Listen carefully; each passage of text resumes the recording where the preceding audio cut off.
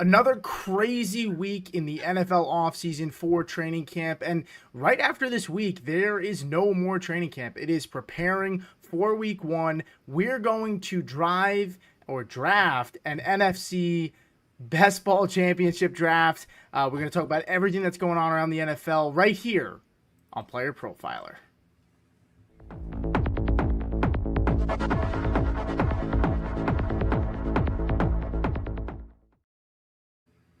What is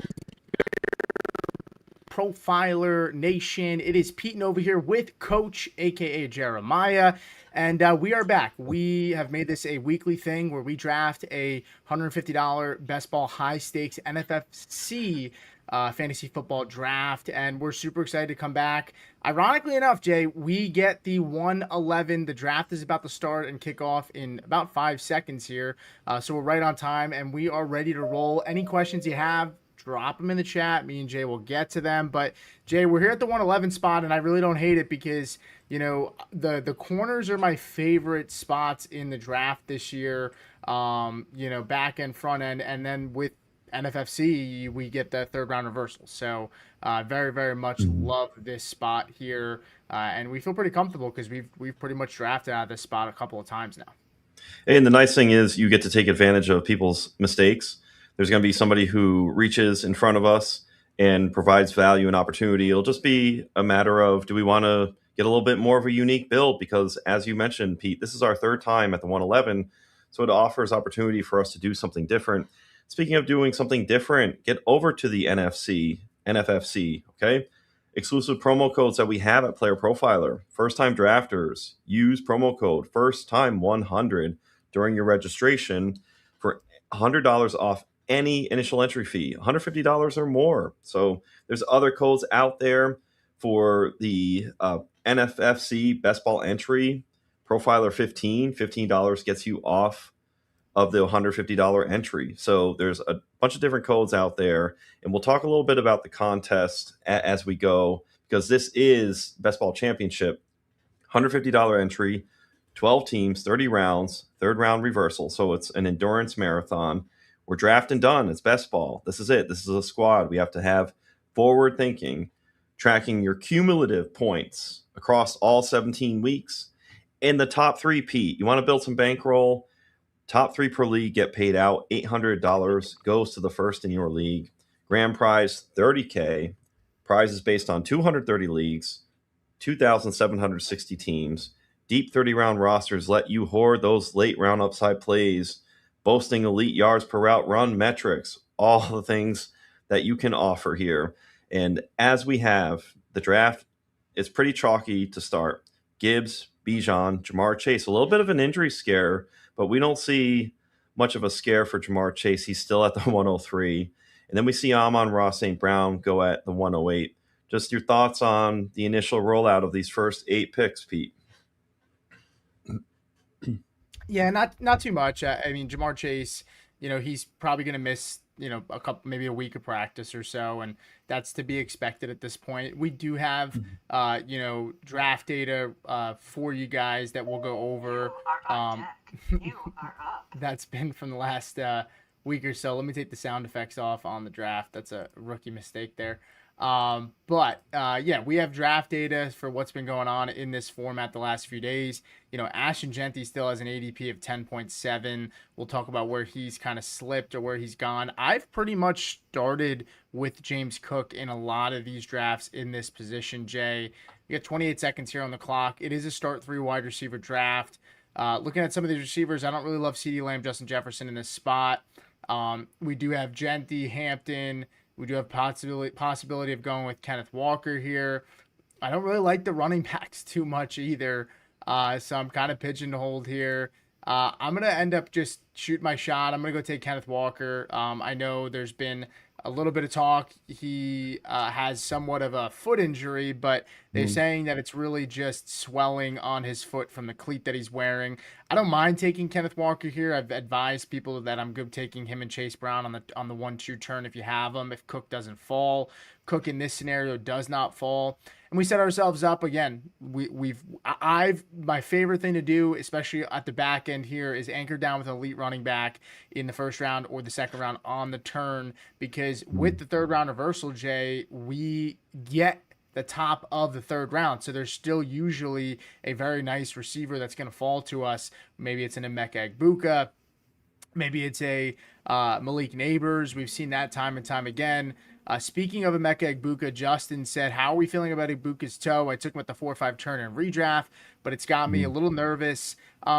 I wouldn't be necessarily nervous about Egbuka. 4-5 turn, I think, Jay, is good value for Egbuka. There's many such cases where he's going high third round. So 4-5 turn is a discount based on where we've seen him being drafted this offseason. So I would be happy with that return there. Jay, what say you? Yeah, I'll be interested to see what your pick is here. Emeka Egbuka at the 4-5 turn is just brilliant. You love it, and the risk is baked in for your favor. You're getting the 4-5 turn. That's such a perfect price. I expect, there's these teams where we've gotten Emeka Egbuka in round 2, in round 3, and the steam, he's been steamed all the way up, Emeka Egbuka. You're not really having to price in so much risk. It's kind of like Jeremiah Love falling to the third round, who fell to us in a previous draft, Pete, to round 3. And you're like, oh, cool, awesome value. So Emeka Egbuka at that 4-5 turn, I would not be nervous. But at the same time, if he's out week 1, maybe even week 2, or it's a slow start the first couple of weeks because he's ramping up and the snap percentage isn't going to be as high, and the Buccaneers are being careful with Emeka Egbuka, don't panic. But just know you've been able to get your first 3 picks, and then that 4-5 turn. If those other 4 players of your first 5 picks are starting strong and they're blue chip type players, you got a whole other draft of players who can fill in and replace. Now, speaking of fill in and replace, Mike Washington has been a hot topic in all the redraft streets and these best ball streets, just soaring up the board when we had that Ashton Jeanty scare. Now, I'll be curious too, Pete, because Ashton Jeanty is somebody who we seem to think he's okay, but now there's like this secondary murmuring of not closure on Ashton Jeanty. I'm of the mind that he's going to miss a little bit of time, and it won't be wheels up week 1 for him, to where I think you're going to get a free start or 2 out of somebody like Mike Washington. Talk about a max and a min pick. Ashton Jeanty has gone all the way up at the 102 in these drafts, Pete, but he's gone all the way down to the 130s. So a precipitous drop in value at some point, depending on how this injury falls out. Pete, we're going to see some crazy values, maybe in both directions, with it being Mike Washington, people who had him way late, and then people who maybe got a dip on Ashton Jeanty. It remains to be seen, but we see in this draft the effect of the news. We've seen, Pete, Ashton Jeanty go 108, and here he is at the back end of round 2 to team 5.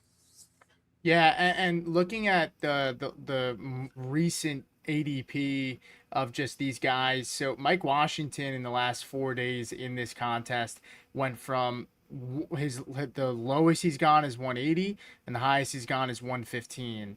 Ashton Jeanty in this format, right now the lowest he's gone is 20. And typically, or at least the highest he's gone is 7, but he's typically going 12.75 right now. So that's about right where he's currently, I guess, valued in a sense. And it seems like the market didn't freak out too much. I do have some tweaks that I got to make to some of my rankings. I'm starting to feel more and more comfortable saying that I prefer AJ Brown over Justin Jefferson, over Drake London. That hasn't changed with him in London, and I prefer him over CeeDee Lamb. So I'm right there with AJ. I take him here at the turn. I don't have any exposure to him in these drafts so far. Mike, I see in the chat. We'll get to him in 1 second. But I'm here now with 30 seconds on the clock. Bowers falls to round 3, a nice value there. There's a lot of wide receivers I could take. Egbuka right now, ADP at 32. So when we talked about that Egbuka question before, that gives you a little bit of an idea for where he's going right now. I don't really love the players here. I could go with Zay Flowers. I'm gonna take a chance here. I'm just gonna go take Jalen Waddle here because I don't think he's gonna come back to me. I know it's high on Jalen Waddle, Hmm. this is not my strict ranking of hey, I have Waddle ahead of Rashi, Zay, and Igbuka. Right now, though, Jay, I have Waddle ranked as wide receiver 18, slowly starting to tick up closer and closer ahead of Devonta Smith and Tet. McMillan, he'll probably push up in my updated rankings ahead of both of those guys. I just love what I saw with the usage with Waddle. I love in this format just what we have so far. We could stack Kenneth Walker with Patrick Mahomes on a cheap stack with Travis Kelsey. We could stack Jalen Waddle with Bo Nix and still grab Cortland Sutton. And then if we wanted to go elite quarterback, if Drake May does fall, we could take Drake May. Quarterbacks in this format, Jay, quarterbacks, this is a very savvy these are very savvy rooms. Drake May falls to, on average pick 67. So there is a chance, we can get him maybe in that 5th round, 6th round if I wanted to take a swing, but all in all, this has been the process of typically what my builds have consisted of again, anchoring down on running back and then taking double tapping at wide receiver. And you're going to see tons of wide receivers go here because it's a start 3 wide receiver format. You're going to see tons of wide receivers go here, Jay. But before we move on, I just want to grab Mike's question, and then you can grab Justin's comments here. He said, Pete, if Brown had fallen to you at 11, would you have still taken Walker?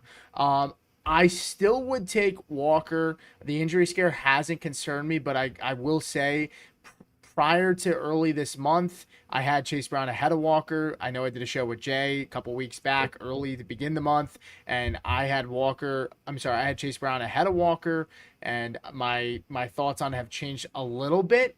But I will say Josh Simmons, left tackle for the Chiefs, seems to be dealing with an injury, back injury. And with him, if that is something serious, Jay, there's a possibility Chase Brown bumps right back up ahead of Walker for me. But they're really right next to each other right now in my overall rankings. So I try to get exposure to both guys, and that's why I said I like taking them both at the 1-2 turn on a double tap as well.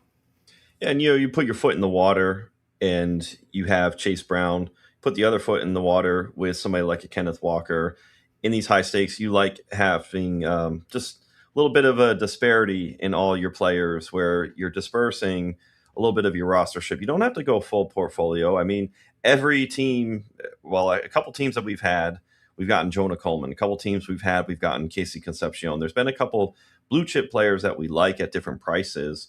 So it's not like you have to, per se, do everything different every time and just be like a metronome. But you do want a degree of variation because, Pete, we were talking when Janty suffered his scare, we were looking all around for, hey, what Washington do we have out there? And when you have options of all different handcuff running backs, you have to diversify because it's kind of like Matthew Berry used to say, where it's whack a mole. You're trying to catch the one that pops out. Going back, though, Pete, where you have Justin Jefferson, AJ Brown, our good friend Chev is very high on AJ Brown, ahead of Justin Jefferson, has a slight fade on Jefferson. And it's Mm-hmm. one of those things where it's like, don't hear what I'm not saying, where Justin Jefferson could absolutely hit and do well, but we're so granular up at the top where these little shifts can happen that are differentiated. If you have more faith, Pete, in Drake May delivering for AJ Brown than Kyler versus Justin Jefferson, that could be as thin as ice as what you have. But again, back to what you said, with picking Waddle at the early part of the 3rd round dispersal, you have just a great opportunity possibly to stack as well with Bo Nix. And you know what? Jalen Waddle is one of those players so shifty in these drafts where if you don't click him, you don't get him. So it's like you almost have to be looking out for, hey, there's a yellow bug on the road, and now I see him everywhere. You got to look out for some Jalen Waddle because other savvy drafters, as you mentioned in this room, Pete, and in all these other drafts, will take him. It's going to move all over the formation. Sean Payton loves him. High investment capital that the Bills weren't willing to do, Pete. A round 1 pick, and was it a first and a fourth? Significant Yeah, it draft was a capital. swap. Yeah, it was Yep, like a and a first swap. and a swap. Yeah. Yep. And that's the thing with, like, I knew I wasn't going to get Waddle on the way back, and this is a little bit of a different build. We haven't started with these three players. Typically, we've gotten Cook to start. And so we're going for a little bit of, again, you almost have to build the foundation to draft backwards in a way, right? We talked about this where, we're sitting here. I'm not drafting and pressing stacks or pressing all these things, but when I look, I'm creating again more avenues for stacking players, right? And it's like this, that's what we're looking for. We don't press the stacks, but we definitely keep them in mind because they are important, Jay. Justin said that his first four picks were Gibbs, Bowers, Neighbors, Zay Flowers, and then he got Ibuka. So I mean, I typically don't like drafting tight end high. I don't have exposure to Bowers much, but I mean, getting these three wide receivers because I usually am like, hey, I don't want to chase the running back position or I don't want to fall behind on one of these positions. But you anchor down with an elite running back, of course, with Gibbs, that's phenomenal, right? You get Bowers, so you anchor down obviously with him, but then I would sit there and be like, well, I worry, are you going to fall behind at wide receiver? But this is a great wide receiver group to have in this situation, Jay. So I would be pretty happy if I was him. And then he also came in and said, a deep dive question: how do you guys like Trey Tucker? I've heard a lot of great things from the franchise about him, like they love him. Yeah, best ball formats, yeah, Jay. Non-best ball formats, like it's tough for me to get excited about any of these guys, but we've had our share of. Is it Naylor? Is it Tucker? Getting a little exposure to both. I think Tucker is going to be that guy that's going to play on the outside. I do worry about the sacrificialness of him kind of being that just running fly routes all game long. And then, Naylor's really a little bit more of, hey, he can run more of the route tree, Jay. But what are your thoughts between those two guys? Between which two again? You're We're saying? talking about the two Raiders guys, Oh, yeah, Naylor yeah. and Trey Tucker. Yep. Yep, I was a little focused on your pick. So you focus on that OTC and on Trey Tucker. I'm right there with you. I've heard all the talk about Trey Tucker just being very popular, and he balled out last year. Jalen Naylor gets a free agent money, but why? Why are the Raiders not going after wide receivers all off season? Pretty peculiar, right? But that would just reason to tell you that I think it's going to be more signal for Michael Mayer in addition to Brock Bowers. And I think you're going to get an opportunity for somebody like Michael Mayer to be a top 12 tight end. And the Raiders' richness of their tight end room have two tight end ones. And then between Naylor and Tucker, I hate to say it, but in the best ball format, that's really where you want them. I would only hope for a pop early. And can I sell them in redraft? So if you're in redraft, you just have to think about these types of wide receivers. Are they WOW? Are they week over week players? And if they're not, can you catch lightning in the bottle in those first 2 weeks? And when people are just having FOMO because it's been so long since football, then you have your waiver wire week. Can you package that player up and sell them, even if you have to pair them with another player to tier up and have some goodness for yourself? So that's how I do it. We had somebody here mention Jack Betch and Fernando Mendoza as a great backdoor stack. And I've been loving that click in all different formats in best ball streets. And it's funny, week 17, Pete, Raiders, Cardinals, lining up for Ashton Janty, Jeremiah Love, Brock Bowers, Trey McBride. I'm very pumped up. So let's hope, again, a lot of things are circling back to Ashton Janty, Pete. Let's hope everything is aligned there. But let's take a look at some of your sneaky Pete picks. You went and got Terry McLaurin, Josh Jacobs. You've talked about the value. You strongly have conviction in Josh Jacobs. So, fifth round, can't pass him up. I'd like you to talk to us about Parker Washington, passing on him, if it's the value of Josh Jacobs. But I do want to mention for your wide receivers with Brown and Waddle, A.J. Brown for me is wide receiver 6. Jalen Waddle for me is wide receiver 15. So you're really getting, in my eyes, a lot of very good value. So explain to us there. I like the other out stack that you have with Jaden Daniels. And I do have a follow-up on the Commanders, but tell me what goes in your head. Josh Jacobs passing on Parker Washington. Is this diversification or falling value or both? Yeah, I mean, with Jacobs, look, I mean, to start through wide receivers, we've got a strong core here between Terry, Jalen, and EJ.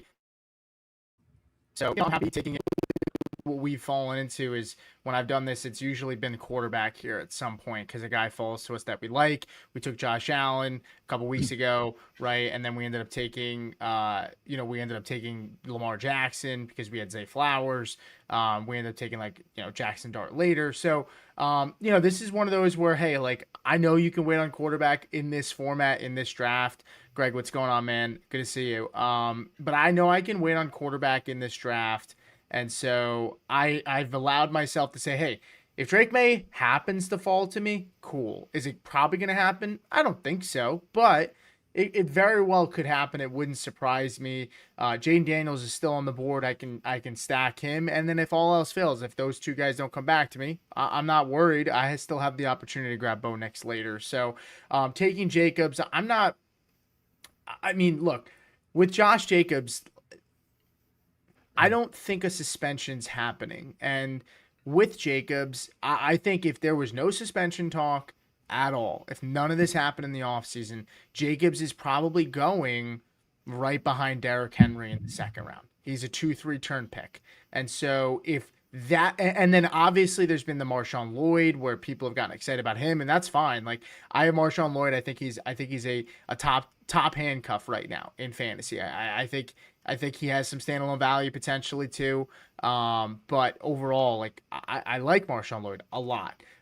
But like the suspension plus Lloyd has kind of clouded fantasy managers' judgment. Where to me, like getting Jacobs in the fifth round, like I just that discount wouldn't be there if there wasn't all this going on, and I don't really think, like I said, I just don't see the suspension happening. We've seen so many times. Quinshon Judkins got into that issue last year. We've seen Rashee Rice.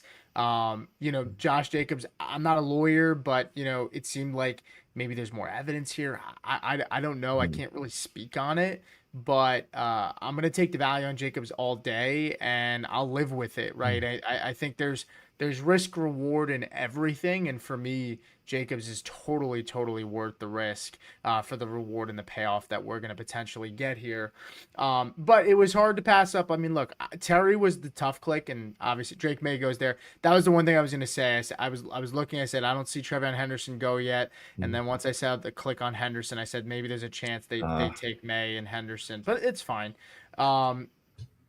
But Terry was a tough click for me because I kind of wanted to go Devontae Adams and I kind of wanted to go Parker Washington. I was stuck between the two. I started running out of time and I said, I'm just going to take Terry. I have a lot of exposure to Parker already. I don't have as much between with Devontae, but I figured, I'll take the chance on Terry. So I took him and that was kind of the thought process there.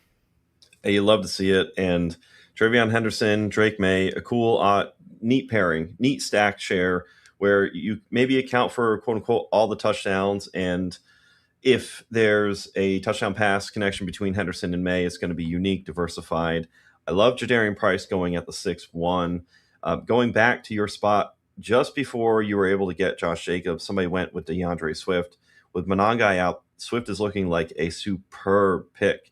Well, let's cycle back one more time to another one of your picks, Pete. Terry McLaurin, we get fresh news today that the Commanders' offense was essentially inoperable. The offensive line was hot dog water, bad, with a poor showing of Jaden Daniels, all the distractions that go on. And I don't like to read into those things. I like to say, hey, we'll get to football. But what are the nerve levels for you on this Commanders' offense? Or do you think it's going to be noise and they can sort this out and we can get rookie year Jaden Daniels and that Terry McLaurin connection aligned? Yeah, I have serious. Jaden Daniels is a very tough player for me this year. I just drafted him in 14-man league. It was an auction league, and I got him at a good price. I do have him ranked. I have him ranked decently high. It's not like I'm out on Daniels. I have him at 3. But he's a tough person to evaluate right now with his history of taking hits, the way he maneuvers around the pocket. Like he reminds me of Russell Wilson a lot, when he's running around back there. Young Russ. Just the way he goes back and forth to extend the play and looks for a throw downfield. Like Jaden does that a lot. And with the offensive line, like look, Tunsil, that's a tough injury, and The reports today, did not look glowing. Now Nikki, I don't want to mispronounce her name, uh, Java or something like that. I'm not gonna even attempt it, but she used to be on the Denver beat, so I'm very familiar. Why am I on auto pick? Why did I just get auto drafted? What the hell's going on? Oh my, I'm gonna lose my mind. I didn't. I had no clue why I was on auto draft just now. So for the audience, while Pete is tilting, and I don't know how that does happen, but he gets auto drafted. Marvin Harrison Jr., Caleb Williams goes around.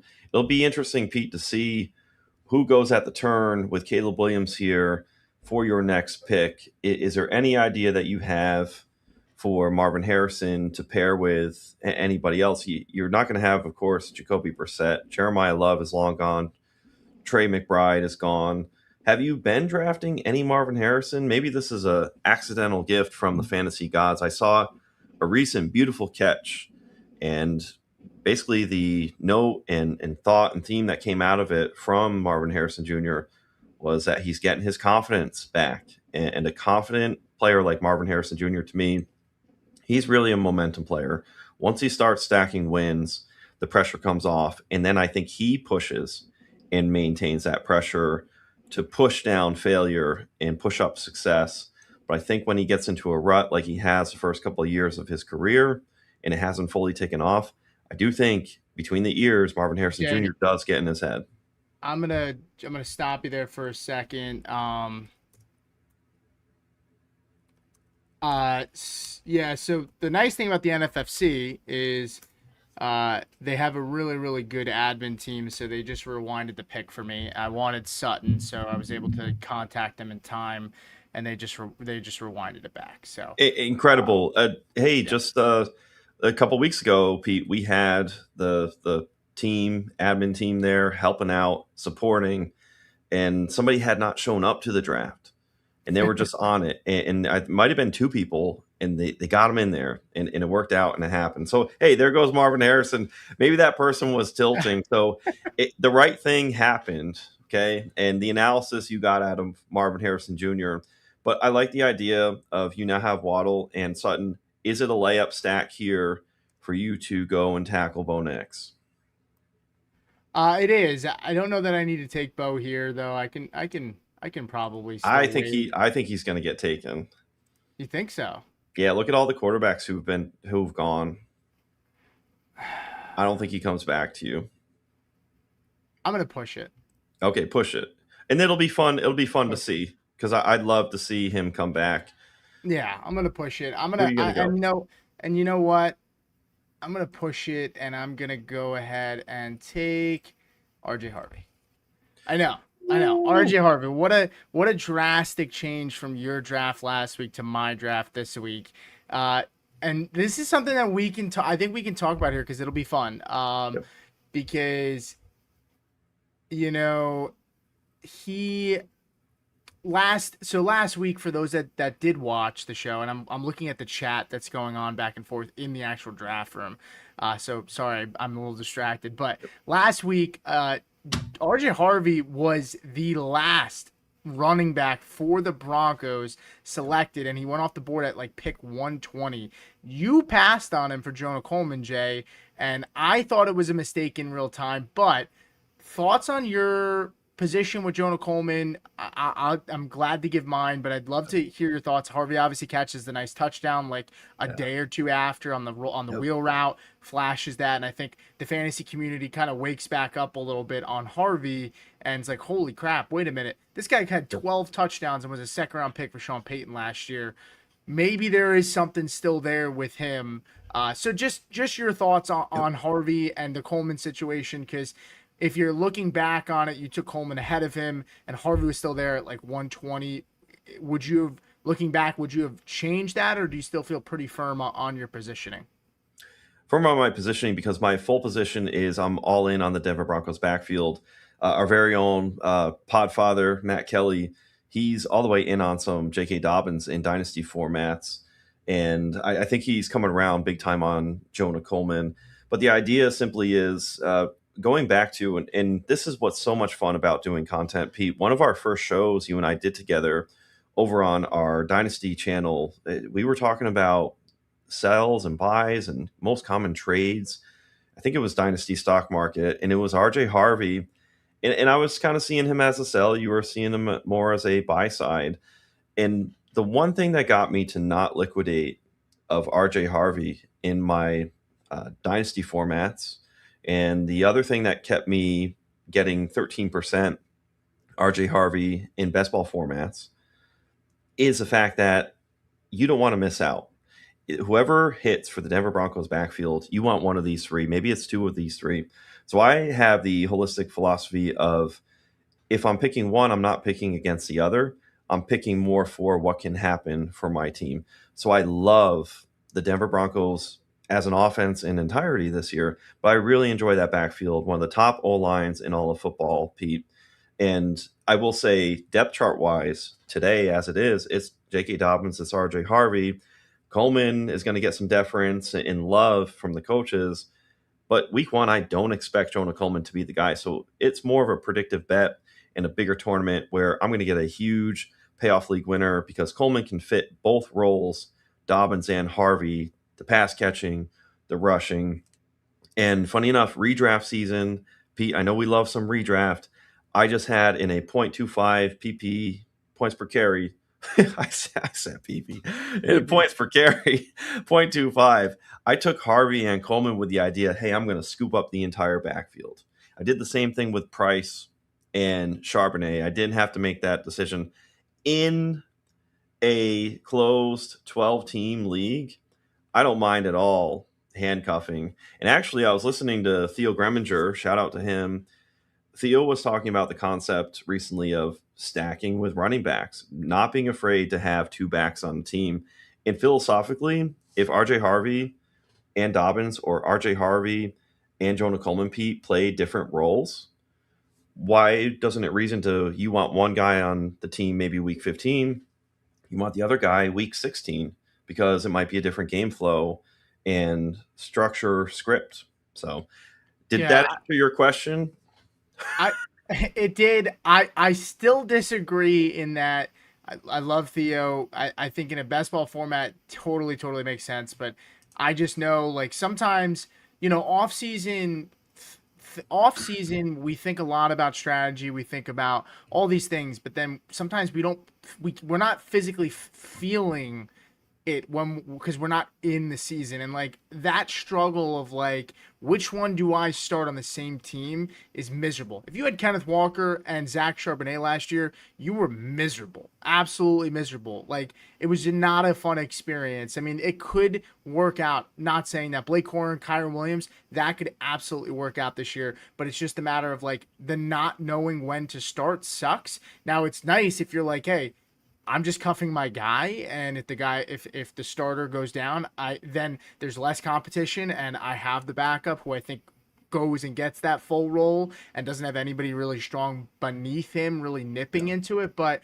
I just don't want to be stuck in a situation where I'm fighting for that. The other thing I would say with Coleman is I like Coleman, but it's tough because with rookies and with young guys on a team like Denver that doesn't have many holes, it's hard to project. Like I like Pat Bryant. I like him more in a best ball format. I like him in deep 14-man leagues. Like I've picked him in 14-man leagues. Like that's understandable, but it's hard to project guys getting starting roles and impact roles in season when they're young because they don't have a lot of opportunity to show out. What is going to make Denver give Coleman 7, 8, 9 carries in a game outside of an injury, right? And now you're banking Dobbins has had issues staying healthy, so that's really the clear bet here. And I'm talking and I'm trying to avoid bringing up the fact that I pushed it with this Denver stack Yep.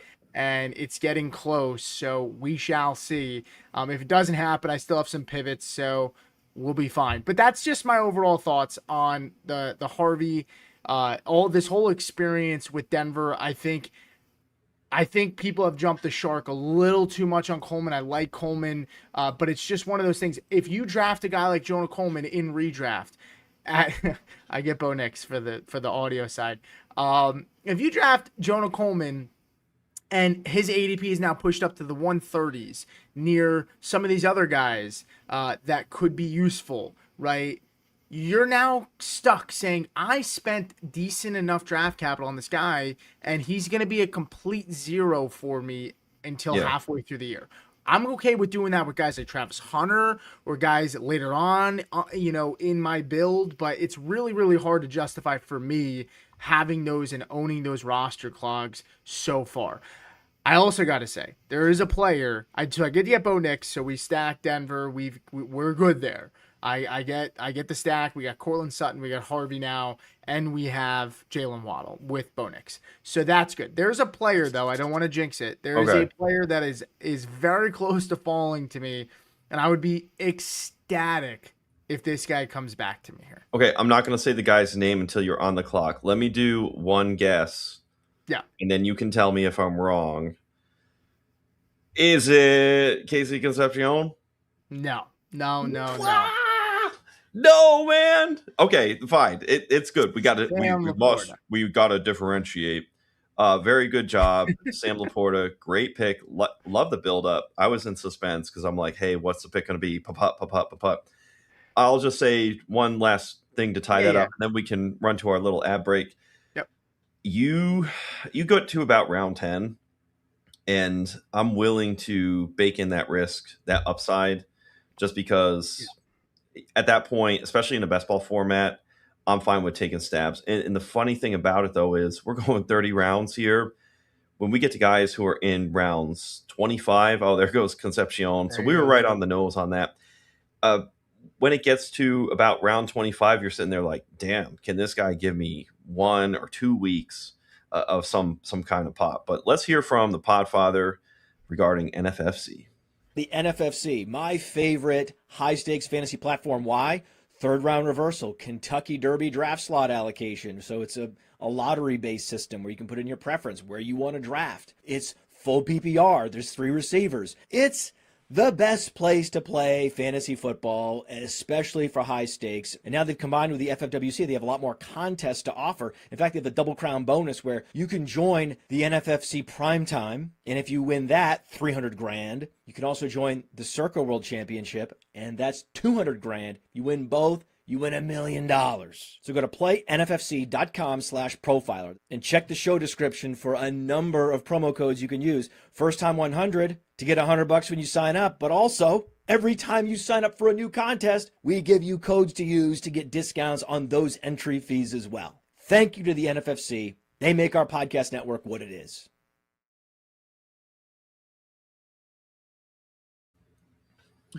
Hey, and while we're starting back up, nice T-shirt, Pete. What do you mean? What's wrong? We're kind of matching, I guess. Is that why? Yep. Yeah, mine's not the V-neck. I'm not a big V-neck guy. I got the chest hair. You got chest hair too. Yep. But I just nobody wants to see that from me. I am Italian, so it does fit. With the V-neck, with the chest hair. Hey, question: Are you need a gold Sicilian? Are you Sicilian Italian or just like Italian? Italian, not Sicilian. No. All right, I'm Sicilian, so Oh. we've established that. So let's break down. It's been a minute since we kind of talked a little bit of the board. We've been discussing topical players, Pete. But going through your team, I'll just read off. You've gone anchor running back Kenneth Walker, Chiefs with the most vacated carries in the NFL. You love to see it. Doesn't sound like that is such an injury. It's just the proper footwear for Kenneth Walker. A.J. Brown, who you took ahead of Justin Jefferson. Jalen Waddle, Terry McLaurin. Round 5, Josh Jacobs. Cortland Sutton. This is where it gets wild. You've gone round 6, 7, 8. Sutton, Harvey, and Bo Nix. So you have a quad stack of Denver Broncos, Pete. And then Sam Laporta at 9, who you love. Tell us about this team. Drew Petzing. Throw in Jared Goff, connection to Sam Laporta. Can he return to tight end 1 overall? Break down this team. How do you like it? Yeah, I actually really like this team so far. We got to figure out what we're gonna do with the getting a second quarterback. There's a couple of things. I do want to say the Sam Laporta thing. This is why it's very important to this is why it's very, very important to just understand what you're reading with some of these injury reports. It's been nauseating seeing some of these things. Josh Downs, speaking of injuries, Josh Downs goes, yes, Greg. Josh Downs goes in the 10th round. This is a player that consistently went in the 80s, but now he's dealing with a calf. He was dealing with something else prior, might have been a hamstring. But with Laporta, perfect example. Laporta got more of a stinger in the hip. It had nothing to do with like a muscle tear or a muscle pull or some sort of, hey, maybe he was compensating because of this back surgery or something to that effect. Like if you listen to my show with Jeff Mueller on Player Profile, we talked about him last week. But like, and if you listen to Jeff on Twitter, he's a great follow, and he talked about Laporta, and he said, "This is not something I'm worried about. It doesn't sound like it's a mechanism thing. It just sounds like it's a bruising kind of thing, a deep bruise probably." And Laporta is back at practice this week, and we're getting Laporta here, in the 9th round. And I'm a big Laporta fan this year, so getting Laporta 9th round, continue to have his ADP slip. It's crazy. The differences between home leagues and this ADP, it always fluctuates because in home leagues, the problem with is like sleeper ADP is terrible. ESPN ADP terrible. The best ADP is like NFFC, these real live drafts, because you're getting real market sentiment. And it sucks because a lot of times in these home leagues, people see names that they recognize and the ADP's pushed up, and guys like Sam Laporta go at like pick 60. But like Sam Laporta on Underdog, on any best ball draft I've done, Sam Laporta gets pushed down to like pick 85 in that area typically. And so it's nice to get him here in the early 100s on a nice cheap value. I'm sure the Jared Goff owner is a little bit upset with me. He took Goff there in the 8th round, and he probably thought he would snake back to him. Didn't happen, but you snooze, you lose. I do have a quarterback in mind here, Jay. Yep. Just from a standpoint, it's Malik Willis, it's Cam Ward, it's CJ Stroud, it's Bryce Young, it's Jacoby Brissett. I mean, it's not great. Quarterback the two guys I'm looking at here, Jay, are Malik Willis and Stroud. Yes. I'm of the opinion I have filled up the cupboard enough on wide receiver and running back, and I got my tight end that I could double tap quarterback here if I really wanted to. Malik Willis and Stroud both have cheaper stacks. I could get, the tight end on the Texans with not Schultz. Ferguson, Schultz. I always confuse them, but they both play for the Dallas Cowboys. But then you have Boutte now. You have Jalen Noel with the Dolphins. There's still a ton of cheap players there too. So interestingly enough, I'm going to go with Malik Willis, though. I have him ranked higher than Stroud. His pairings are cheaper. I don't have to, stress and press to take Stroud, who I'm really not a big fan of. And we can do what we always do in these, Jay. We can take some guys behind. I can take Jarrett Stidham later if I'm worried about Bo Nix getting hurt. There are ways and paths, but we'll see who comes back to us, because I got to tell you, Jordan Tyson's still on the board here, Jay. And last week we reached up to go get him, and now he's available possibly for me at the pick 122. And this is exactly the area that I'm comfortable taking a chance on Jordan frickin' Tyson right here. If he doesn't end up amounting to anything, Jay, who gives a crap? Getting him here in the 11th round, though, is just insane value. It's like we're talking about Jonah Coleman, right? We're past round 10, and we have just high upside here in full effect. Just of note, the Jared Goff person does have Amon-Ra St. Brown, so hat tip to them there. They got the front end stack for the skill position player to their quarterback pairing. And then Mike Washington, who's topical, he goes in round 10, and finger to the pulse on NFFC ADP. Yep. Mike Washington was not going in round 10. He was going several rounds later in all handcuff territory. It's crazy. I get just a funny feeling where the Raiders head coach, Clint Kubiak, says, Ashton Jeanty, he's on the mend. We're not getting like full on. It's not quite prayer circle, Pete. It's not devastation, but I think there's just going to be some early season viability for somebody like Mike Washington. But I will say, versus everybody else in this contest, I don't think you're getting much of an advantage, Pete, in round 10 versus all the other people who you're swimming uphill against. So this person, team 3, is going to have to make so many other ripple effect picks later on in their draft to offset the advantage that they might be playing with more information and getting somebody like Mike Washington. But all that's to say, you went and we kept it away in case people were watching and listening to us. You went and got yourself some Jordan Tyson. So I love that pick for you. Round 11, tell us about it. Jordan Tyson, what's a bullish case? Are you thinking, hey, you're only missing a month of the season and it's wheels up week 5, and then we're getting kind of like Odell Beckham Jr. rookie season. It's on site immediately. It just took a few weeks. Yeah, I mean, look, with Jordan Tyson, at the end of the day, he's my wide receiver 5. So for the audio side, it's Kenneth Walker, A.J. Brown, Jalen Waddle, Terry McLaurin, Josh Jacobs, Cortland Sutton, R.J. Harvey, Bo Nix, Sam Laporta, Malik Willis, Jordan Tyson. So we talked about the Denver stacks. I'm very well stacked up on Denver. I don't need to press anything there anymore. And then obviously Malik Willis with the Dolphins, we got some work to do. We got nobody paired up with him, but we know that guys are cheap there. With Jordan Tyson, as my wide receiver 5, he could miss the first month of the season. He could miss the first month and a half, and I'm still okay with taking him here. This is what the discount was for. And Jordan Tyson returns. Think about it this way, in this format, if I get 3 or 4 weeks of Jordan Tyson where he gives me 16 points, right? 15, 16, gives me a spike week. Maybe he gives me a 20-point outing, and maybe we're talking more 14, 15, 16. He's going to give me, like that makes the pick enough for me, in my opinion, right? In a start-through wide receiver where you need the upside, I'm okay with that. Like, honestly, if that's all I got from Jordan Tyson was 4 weeks in my lineup of 16 points each of those games, I'm good with that as my wide receiver 3 if he slots in, because that's where I would assume he would go. So I'm happy with it. This is where, we talk about risk reward here, Jay. I mean, there's really no risk and all reward with taking Jordan Tyson in this kind of format at this spot. So I'm happy about that. Rachaad White goes off the board at 132, Jay. Ja'Cory Cross-Merritt goes 3 spots ahead of him. Ja'Cory's not practicing. He's got a lower body injury right now, Jay. And both of these guys have pretty much fallen. Market sentiment on them. A lot of times they're typically going at that 110 area. I can tell you specifically, with those 2 running backs and kind of where they've gone in this past week, Jay, with Rachaad White, he's gone at pick 120.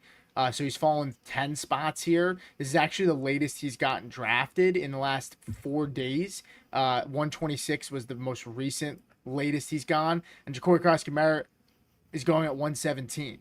And the latest he's gone in the last 4 days is 129. So this is both of these guys' latest drafts. I think if I'm adding this up correctly, it was Ja'Cory at 134, 133, 132, 131. Yeah, Ja'Cory 129. He matches his latest pick, and then Rachaad White, this is a new latest pick for him in the last 4 days. So market's kind of down on them both. Travis Kelce, a really nice value too there. Wanted to note him. I actually ironically had Jalen Coker and Rachaad White both starred in my queue, and they both go back to back to that one owner in team 1. I didn't think either of them were going to come back to me. It was just wishful thinking, Jay. But overall, what are your thoughts on the team, on the board? Any specific thoughts as we're kind of rounding out and getting close to my next pick here? Well, it seems like most people are fortified with their quarterback position, shy of, it looks like team 1. So it'll be interesting to see the third wave of quarterbacks, the people who make sure that they get a third quarterback, who have 2 that are still out there. We're one of those teams. And I like all the values that are kind of presenting their way.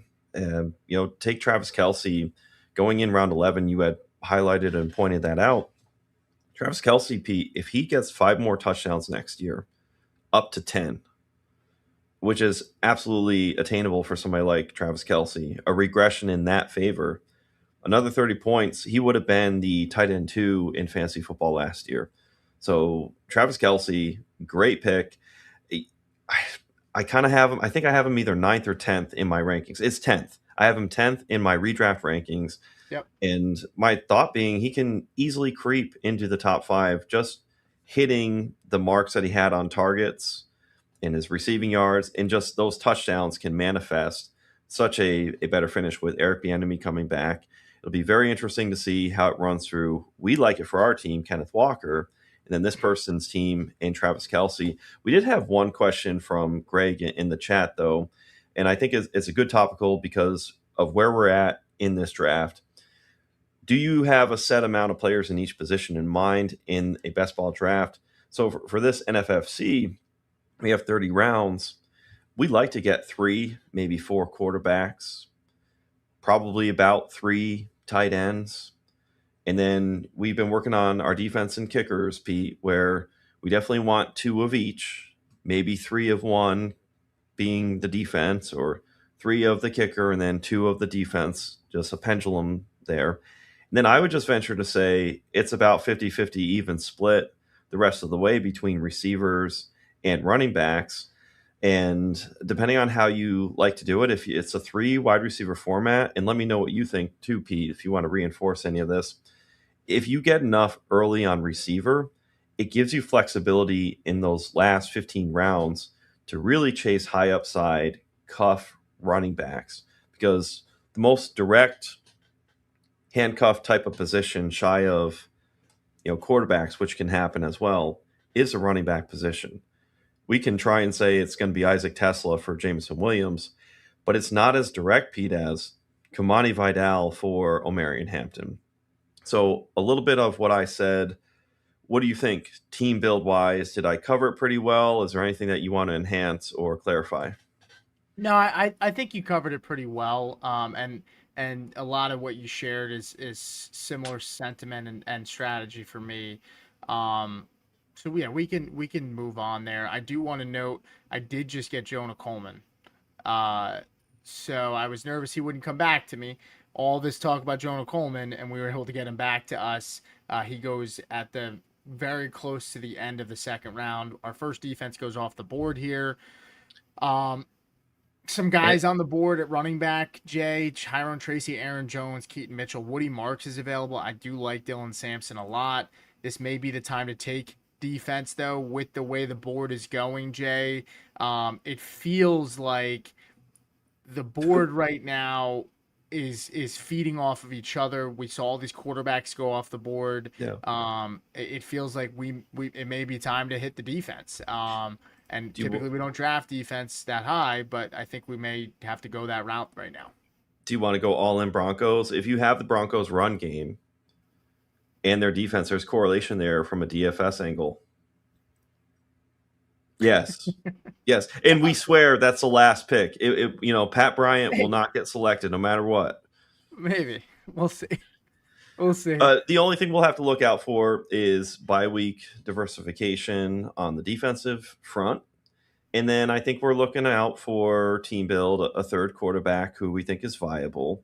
So, hey, shout out to Mad Dog. What is up, man? What's You'd up, love Dane? to see it.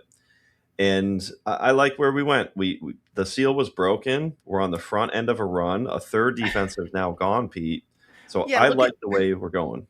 Look at how the quarterbacks, if you look at this draft board, everybody panicked when quarterbacks started to go. I could easily see people panicking and just a run on defense starting to happen. We just saw the Rams go behind me. I did consider Woody Marks. I'm not a crazy Woody Marks fan, but this late's not bad value. I mean, his ADP is usually in the 130s. A little bummed that Marshawn Lloyd didn't come back to me there, Jay. That was a little bit of a mistake. I know I took Tyson with the value. A little bit of a bummer there not being able to cuff Jacobs with Lloyd. But still overall really, really like the running back room. With still a possibility to get, Emmett Johnson. There are a couple of questions in here that I do want to go ahead and grab really quick. Brett, and then we're going to take a quick break once we answer these questions. Brett said, "What's up, boys? Sorry I missed the start. Seriously, though, how is Zay Flowers the highest paid wide receiver in football?" Jay, why don't you answer that? Yeah, this is all just market. Whoever's turn it is at the time to get the contract, they push up.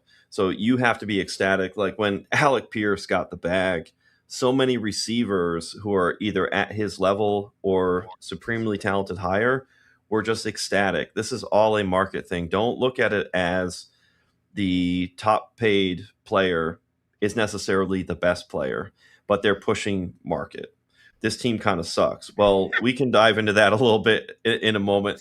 But all you need to know is from a player's angle, it pushes things forward, which at the quarterback position, when you hear all this talk, Pete, about CJ Stroud, $70 million, and whether that was true or not, you know who screws it up? It is the players like Tua who get an insane payday. The Yeah, Trevor guys who get Lawrence. $50 million who shouldn't. The guys Lawrence who get got a 55. big payday too, and it didn't look good. Now it did look good last Yep. year, but it didn't look good for a while, and he didn't do much to deserve it when he got it. But not a lot of times these quarterbacks don't do much. I mean, honestly, if I'm the Texans, I'm standing pat. You know, Stroud 55 million. I understand how the contracts work. I understand how the market works, but the truth is, you know, Stroud has not done what Nix has done, who's going to be up for a contract soon. Stroud hasn't done what Jaden Daniels has done or Caleb Williams. All three of them have been able to lead their teams deep into the playoffs, and not because they were carried. Stroud has had an amazing defense, and just don't get me wrong, it was a tough group of guys to play with. They had a lot of injuries in the last playoff game with the Patriots, but to be fair, he also crumbled and did not do well under that pressure. So, you know, it's tough to justify a contract like that. And the truth is, like, I mean, they haven't won a playoff game the last 2 years with him. So I don't know. I mean, yeah, they've gotten there, but it's on the back of an amazing defense. And it's bad when you look at the fact that he hasn't been as good as he was his rookie season. And you sit there and say, do teams have tape on him? Is that part of it? I think it's a mixture of the offensive line stinks. And it's been bad, not totally his fault. And then also, I think teams do get tape on players and do understand what rattles players, and clearly defenses understand how to get to CJ Stroud, and it's been working. Hey, Do you and want to one thing to tie up to go back before we hit a break. Yep. All the receivers, I'm telling you, Jamar Chase, Amon-Ra St. Brown, George Pickens, Malik Neighbors, take all those players who you want in a category. It could be Justin Jefferson again when he goes off again this year to reset. When they look at Zay Flowers, they're excited and ecstatic because now the marks that they can be hitting, if they're outpacing Zay Flowers, that's just even better and ebullient for them from a contract standpoint. So it's more of a market thing. And I just think it was a funny question. It made me laugh from that standpoint, but it's a valid question, but it's more market driven. So it doesn't always add up to what the player is. And we've seen teams mess up all the time, which is why the Texans, they could absolutely mess up because they have one-itis where they feel stuck with who they're with. They want to date the player, they don't want to marry them, but because of the construct of how the NFL is, they fold and they give in. So I wish more teams would just say, no, we're going to give you $35 million because that's about where you're at right now. Take it or leave it. But Yeah. until teams do that, it's always going to push up. But yeah, we can hit that break button. Yeah, no, we'll come right back. Stay with us, and make sure you guys hit that like button if you're enjoying the show. I very much appreciate you guys supporting us, and we'll be right back. The NFFC, my favorite high stakes fantasy platform. Why? Third round reversal, Kentucky Derby draft slot allocation. So it's a lottery based system where you can put in your preference, where you want to draft. It's full PPR. There's 3 receivers. It's the best place to play fantasy football, especially for high stakes. And now they've combined with the FFWC, they have a lot more contests to offer. In fact, they have a double crown bonus where you can join the NFFC Primetime, and if you win that, 300 grand. You can also join the Circle World Championship, and that's 200 grand. You win both, you win $1 million. So go to playnffc.com/profiler and check the show description for a number of promo codes you can use. First time 100 to get $100 when you sign up, but also every time you sign up for a new contest, we give you codes to use to get discounts on those entry fees as well. Thank you to the NFFC. They make our podcast network what it is.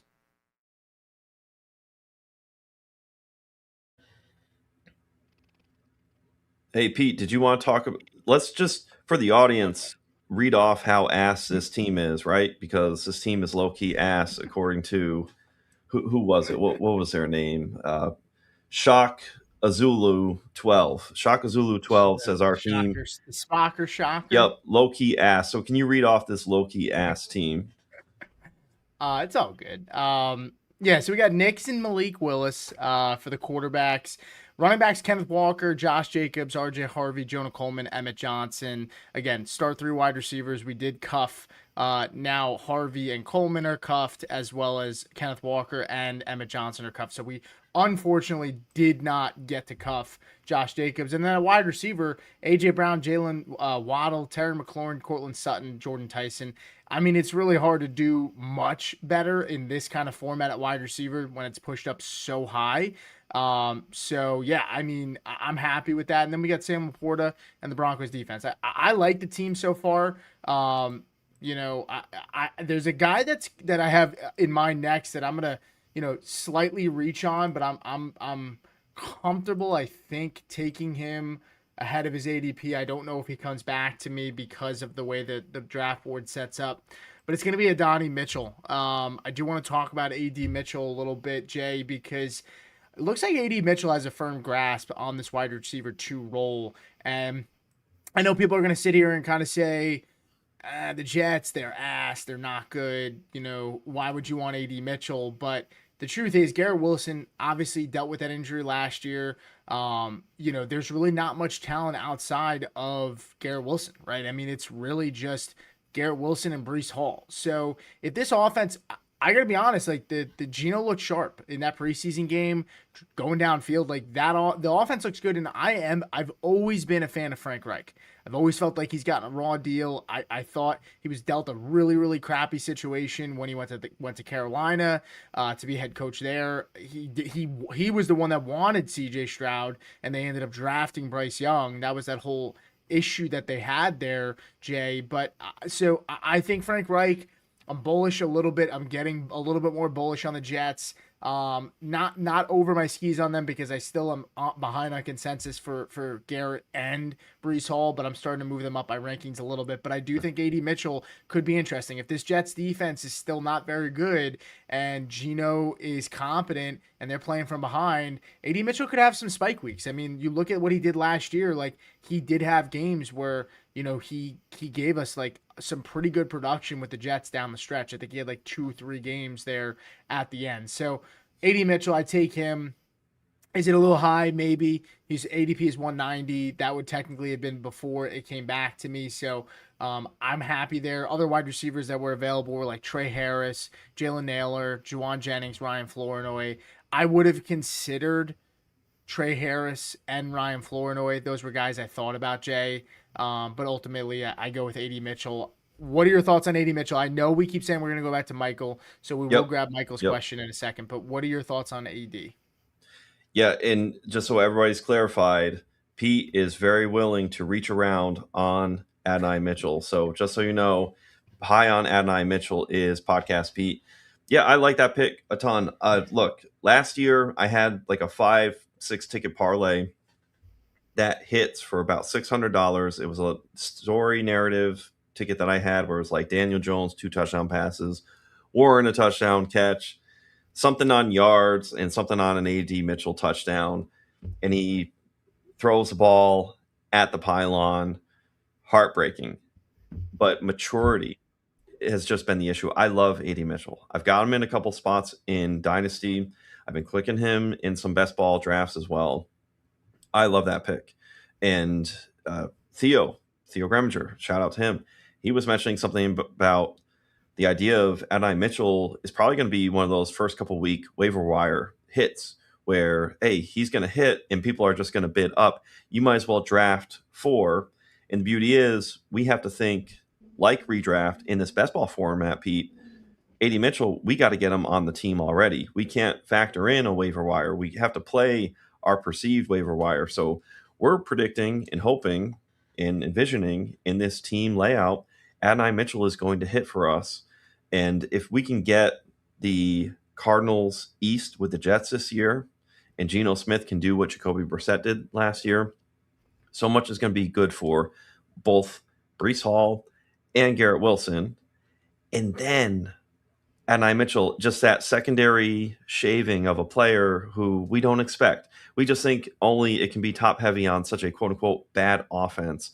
But I like where your head's at. It's going to surprise people. Omar Cooper is struggling. First round draft pick.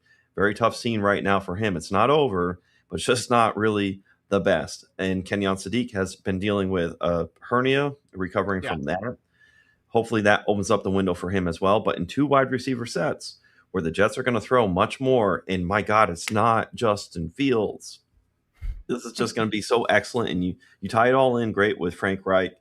I love what's going to happen for AD Mitchell and the entirety of the Jets offense. So Tony the Tiger, great pick there. And now let's get to, it's been a while. Michael, thank you for your patience. He mentions, good draft, guys. I was thinking Knicks would not come back to you. Have you noticed people just not stacking this year? Been really frustrating. I get you get money for winning the league. And then I think he had another follow-up to that. But it's an overall tournament, and a ton of people just talking or taking somebody like Joe Burrow on stacked is just crazy to me. Your thoughts, Pete? Yeah, I get it. The only time I really understand the unstacked stuff is like later, like when it's a QB2 and you take them unstacked and like I'm taking Malik Willis, I'm just gonna try to pick up the scraps because Malik Washington and Caleb Douglas go there for whatever reason that person double tapped both Miami wide receivers there.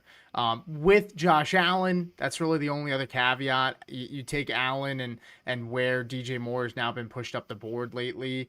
It's sometimes hard to get DJ Moore on the way back, but you can still easily get like Dalton Kincaid. This is a situation right here. You look at the Josh Allen drafter; they have nobody stacked with him, and he only gets Fernando Mendoza. So this team one drafter. And this is what happens. You take luxury picks here where you take quarterback and tight end in the top 4 rounds, and now you're kind of chasing other positions, and now he also missed out on stacking everybody. So, I mean, unless he's going to take some really, really crappy players on Buffalo, like, I don't know what the thought process is there. But again, I don't mind taking Allen unstacked if it just doesn't go your way. But then to have no QB2 really, and it's Fernando Mendoza, is a little sketchy, but you're not going to really have any high end stacks there. Now, I am going to take a stack here. I will go with Greg Dulcich. I'm not a huge fan of Greg Dulcich, but the targets are there for him. He has issues staying healthy. Don't have much exposure to him, but he is inside my top 20 for tight ends. It's a good time to take him. I get the stack with with Miami, so I take Dulcich there. And the one thing I will say about this team that we've got pretty lucky on, Jay, is the bye weeks. I mean, the bye weeks are really like not an issue at all. If you look at the team here, quarterbacks, no conflicting bye weeks. Running backs, no conflicting bye weeks outside of obviously having the handcuffs. For the wide receivers, no conflicting bye weeks. Not a single one of them have the same bye except guys on the same team. And then tight end, same thing. So we've actually lucked out tremendously. I don't really draft. I don't care about bye weeks. I got to be honest with you. I think worrying about bye weeks, especially in redraft formats, I understand in best ball you need to have somebody and you don't get to do ad drops. So you have to keep it in mind, Jay, to an extent. But even in redraft, like I don't let bye weeks get in the way of drafting a player I really want to draft. I'll figure it out when the bye weeks come. And normally when you draft in these best ball streets, you don't want to factor in too much on the bye weeks. It tends to sort itself out enough. Where you really want to look at it is the quote unquote onesie positions at the quarterback position and at tight end. Usually the amalgamation of what you have at running back and receiver sorts itself out all the way up to the flex spot. So unless you have something heavy, which in your case you could investigate and look at, hey man, I got a lot of Denver Broncos. I should just take a double look, a little glance in the rearview mirror there. That's something you can do. And funny and oddly enough, Pat Bryant goes one pick before you. I'm not going to ask you if you would have taken him or not. But going back to Michael's question about the stacking, part of it is if you don't imprint and click a quarterback when there's no stacking partner, you're going to end up not having them. A prime example would be if you don't get one of George Pickens, CeeDee Lamb, and then throw in Javonte Williams too if you want. If you apply the I'm not going to pick Dak Prescott now, you could find yourself almost never getting Dak Prescott. So for me, there's an imprint of you still click some of these quarterbacks when you don't have a front end stack for the fact that you can get them on the back end stack. A player for Dak Prescott would be like Ryan Flournoy, and more obvious would be a target magnet in somebody like a Jake Ferguson. Yeah. So sometimes it's eye of the beholder, what appears evident, like, hey, this guy doesn't have any stacks. Just consider it's less common. Another one would be like Devonta Smith, and depending on the format, sometimes Mekhi Lemon, and then Jalen Hurts, or they're adjacent.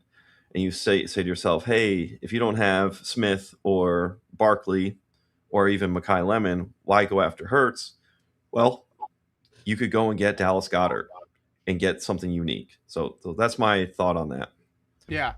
No, I think it's a good point. Dallas Goedert's interesting too. The reports coming out today that the rookie over there with Eli Stowers is not looking. I think the report's a little overblown. I'm not saying the report's wrong, but they say that he's unusable.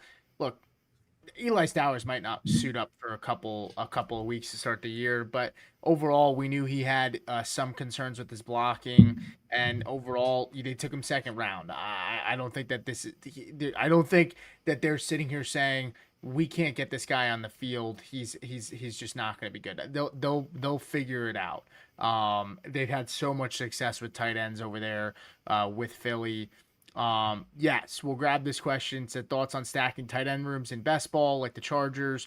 More teams running 2 tight end sets, and in tight end in flex has been hitting more. Could be salary based. I don't know. I mean, it depends on the team. Like if you were to talk about the Rams, if you did this with the Rams tight ends last year, you'd be very happy, because the Rams tight end room combined, if they were one player, would have been like top 5 tight end last year. So in that case, it works. The other issue is just not a lot of guys that if the starter goes down, there's anybody that's really good enough to step in and be a producer consistently and earn targets as a tight end. So that's really my thoughts there. I mean, the Steelers have some good tight ends with, Freiermuth and some of the guys over there, but how much do you want the Steelers passing game? I think they're a little underrated, but it's just a matter of like how much exposure do you want to like the tight end 2 and the tight end 3 on that team? Like, I don't know. It's a good question. Yeah. I just don't find myself saying I really want to corner a tight end room specifically. Michael Mayer is a good one in my opinion. Michael Mayer is a good one, especially if you are a Bowers drafter, Jay. And you do have Fernando Mendoza. Like if I was this team 1 that has no stacks and has Fernando and Josh Allen naked completely right now, Michael Mayer is a cheap pick that I'd be trying to circle at some point. But team 1's very confused. This is a very confusing build for team 1 here. I'm not trying to be mean, but I guess I just am a little bit lost on the process here. They did get some nice fallers in Rashad White, Josh Downs, and Coker. But again, this is in a format like this, you really need to have stacks. I think Michael put it a great way before. Sometimes people are focused on winning their league and not focused on winning the tournament. And to win the tournament, you're gonna need stacks. I mean, it's gonna be very hard. Look at how many the guy that won BBM last year, Best Ball Mania. I mean, it was hinged on a lot of that Bears and 49ers game. I mean, that was huge. So that was a lot of stacks in that game, and it was like tons and tons of points in that game. So, that's kind of my thoughts there, Jay. Just taking a look, I want to talk about the team real quick. I just drafted Kamani Vidal. Just in my thoughts, if Campton does go down, Vidal is going to be the guy that gets majority of the touches. Keaton Mitchell's already dealing with an injury. He's been out for a couple of days now. That has not been something that has been unusual for him historically. I'm not a Keaton Mitchell guy. I've been very vocal about this, Jay. And I still have concerns about the durability. And if Hampton goes down, that's who I want. I want Kamani Vidal for sure. Yeah, I think it's a very good pick, and I actually am a little bit excited at the prospect of, 3 becomes 2. If Keaton Mitchell happens to be out for a little bit, Kamani Vidal becomes a extremely good value pick, although the redundancy in roles, Vidal and Hampton is there a little bit, kind of like the Dobbins and Coleman thing. But Granted, I think Coleman can do kind of a little bit of everything, but it still exists where it's like the role play. There isn't a pure pass catcher like Keaton Mitchell behind him that I'm aware of. Going back though to Team One, I would maybe advise they could get somebody like Jack Batch to go with Fernando Mendoza, and with Deshaun Stribling, maybe a diversified crazy, if somebody else doesn't take him, Mac Jones for what I call a custodial build, where you get a backup quarterback who can come in and be leveraged to clean up sometime in the season or in the playoff weeks when you need them. So I call that a custodial build where you anticipate a backup quarterback, kind of like we do with these running back cuffs, but it's a little more viable though in superflex formats to me. And but because you're in this spot, Team One, that's where I would go. And to go back to the tight end position, I love that you mentioned Michael Mayer for stacking. Bowers, Mayer, I think would be awesome. But the only thing is, if the viability is going to hit for somebody like Michael Mayer, the war value on all the players who went in Brock Bowers' range, you're missing out on. So part of it is when you make a pick, you don't want to bet against that pick with later picks. And sometimes there's layers to justifying why you took picks to stack with other players. Yeah. But you almost don't want to bet against yourself. So a lot of what we've done, like if you scroll up all the way to the top, Pete, and you start off with Kenneth Walker and on down to McLaurin and Jalen Waddle, round 2, AJ Brown, you're making the bet that you're correct and you're right with those picks. So what you do later, depending on how you want to layer the team, is how you want to layer your upside. Does that make sense? Mm-hmm. Yeah, no, it makes a lot of sense. And I think there's a lot of philosophies with best ball. I think there's a tons of ways you can go about it. And like for me this year, especially in this format, I'm anchoring down at running back. That's been a lot of my process. And I'm taking a lot of these 3 receivers because it just opens up the late quarterbacks that I can just go to, because there's a lot of guys that like for example, I took Jalen Waddle because I knew Bo Nix could be there. I also took Drake May, or I also took AJ and Terry because I said, you know what, if one of those guys fall past their ADP, Jaden or Drake, I will go ahead and scoop up one of those guys if they fall past their ADP. I do want to make a note. I did take the Saints defense with my last pick, the second to last pick, and we're now seeing this defense run here. So we want to at least make sure we have 2 defenses. We're going to shoot for 3, but Saints defense has been one of my most owned defenses in fantasy this year, especially if you're not drafting one high. They have a phenomenal schedule. It's a tough place to play there, and I think that offense is going to give that defense a break this year. I don't think they're going to be an amazing defense, so to speak, but I think for fantasy, it's definitely one that I've just really enjoyed drafting. So I take them there, Jay, and then I take Antonio Williams from Washington. I've been vocal about him, Jay. I know you like him too. Antonio Williams, I had him ranked as a first round rookie pick after the draft. I had him as, I think I had him at the 112. It was where I ended up having him, and people thought I was crazy, and I said, look, I had him over Omar Cooper Jr. Now, again, nothing has happened yet, Jay, to victory lap or say I was right on this or right on that, but the point is, Antonio Williams looked phenomenal in camp. Yeah, I mean, there's just so much. It's unfortunate that Stephon Diggs signed there because I think Antonio Williams would have had a major role. I think Antonio Williams could have been the best rookie for fantasy football this year at the wide receiver position. When you look at Carnell Tate, the issues that they're having a little bit in this rocky start to preseason and everything else. You look at Jordan Tyson with the injuries. You look at Mekhi Lemon with his injuries. Now he is running with the ones, and he had a nice wheel route catch out of the backfield, which I love seeing that utilization for him. But I think Antonio Williams would have had a case, for putting up the most production for the wide receiver position for the rookies this year. But I like it. I have Terry, who's older. If Terry was to go down, Diggs could play on the outside if he had to. I don't love Diggs in an X role, so to speak, I'm not saying he's going to play that extra role if Terry was to go down, but I have Antonio Williams as a contingency. I think he's going to be involved. I think he'll have one or two big spike week games, and I'm just really high on the talent. I think they're going to find ways to get him utilized in this offense. That, to be completely honest with you, outside of Terry and Diggs, Bill's still unproven. He had an okay season. Rashad White, I like as a cheap player. He's a good pass catcher, but it's not like he's the most talented player in the world either. Like, they still lack talent. Chigakonkwo hasn't really proved anything. So Antonio Williams, I think, will find his way onto the field, Jay. And so I'm happy to take him where I did. I really like that. And we saw a beautiful highlight, late hands catch for a touchdown.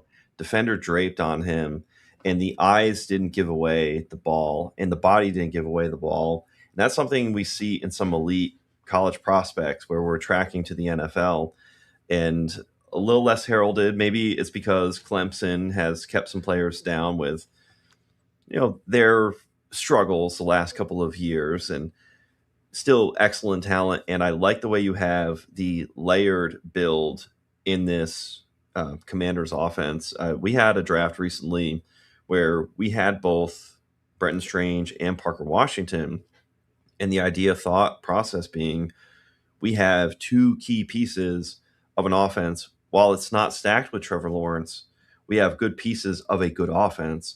And granted, we did talk about it earlier where the offensive line, it looks untenable, inoperable, tough, dog water just today about the Commanders offense. But if we believe in them bouncing back this year, let's just say they're a top half offense and be optimistic that they can be a top 10 offense. You're getting two pieces in the alpha, Terry McLaurin, and then a layered play in round 19, Pete, where you don't have to decide when to start Antonio Williams. Just kind of like the talk you were giving about Jordan Tyson in round 11. Jordan Tyson in round 11 only has to hit X amount of weeks for you from that vantage point. It's not 8th round or 6th round Jordan Tyson anymore. It's an 11th round pick. So the beauty is with Antonio Williams, with Stephon Diggs being pushed in there, it allows him to go here now in round 19 where he's more ambiguous. He could fall anywhere between round 17 and 22, and people would probably be like, yeah, that makes sense. So it allows him to hide in this periphery. Yeah, no, I'm with you.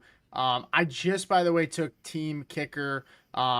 Michael, I'm going to get to your comment in a second. We're going to take a quick break, and then I will go over my last two picks on the other side. The NFFC, my favorite high-stakes fantasy platform. Why?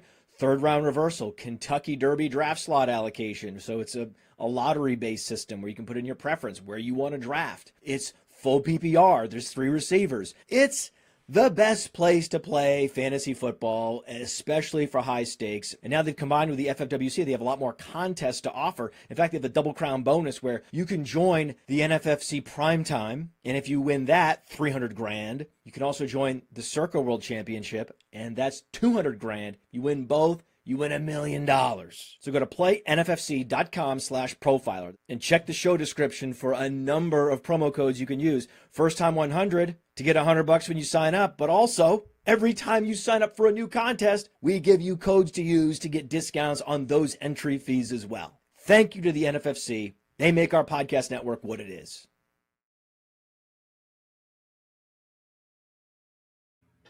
All right, we have 6 likes on YouTube. If you guys are enjoying the show, please give us a thumbs up. Again, it helps us out tremendously.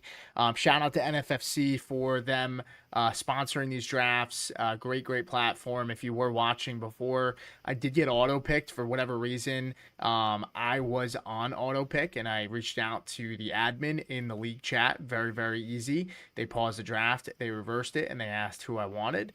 And it was that easy. So really good team that they have over there with NFFC. Can't speak highly enough about Greg and those guys over there. So shout out to those guys. Really like the platform. Really enjoying these drafts this year. But I took kicker and defense with my last 2 picks. So I took my third defense and I took the Rams kicker. Rams kicked the highest amount of extra points last year and a very, very high amount of field goals last year, Jay. So I just said, you know what? I'm going to take them. I have the Rams in terms of kicker wise. I have them decently high in my rankings. I have Mevis at like 16. There's other guys you can go after that have quote unquote better kickers, but overall offensive environment, I just went with it. I'm sure that's not going to be our last kicker, and we'll explain that in a second. But I did also take Cleveland Browns. I was a little bummed out. I've actually taken the Jets, which is going to sound crazy to hear people say I'm bummed out that I didn't get the Jets defense. Jets defense did make some improvements though this year, Jay, and I think they could be a little bit sneaky better this year. They also have a phenomenal schedule, and so do the Colts. Colts have a really good schedule too, so I've tried to back those guys. If I don't get the Saints and a lot of top teams fall, and I can't get the Jags or the Chargers, of course, then I kind of shift to like Colts or the Jets. But then I take the Browns, and I have the Browns ranked 10 this year, and there was only like 4 defenses left. So I was pretty surprised that the Browns were available, Jay. They got some talent over there.